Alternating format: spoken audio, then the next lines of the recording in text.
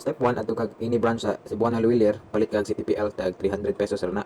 Kay kung adto ka na LTO na sila baligya pero tag 750. So dako kag diferensya. Nya step 2 adto na din ka sa LTO karkar ko niadto. Nara sila ay MVIS dito tag 560 pesos para na sa motor. Nya pag mahuman nakapas na ka sa MVIS adto na din ka sa LTO office kay mangayo ka sa imong LTMS online account para maka-process ra ka online di na ka mulinya sa cashier.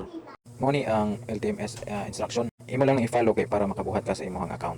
Kinahanglan nimo i-follow ang instruction para mahuman nimo ang imong account. Kung na kay LTMS account, imo lang i-login. Nya adto ka sa vehicle. Nya imo lang nang i-accept. Nya select your vehicle. Next. Nya kung kinahanglan na i-renew, na makabutang diha renewal.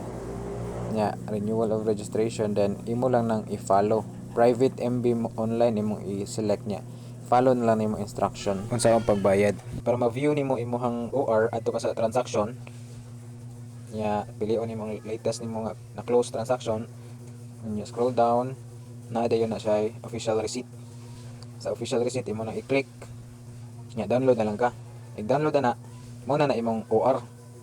So pwede na nimo i-print imong OR. Okay na, mana kag registration. So mao ra niya atong total nga nagasto. 1,185 pesos tanan. Yeah, humanod yun na siya within 1 hour.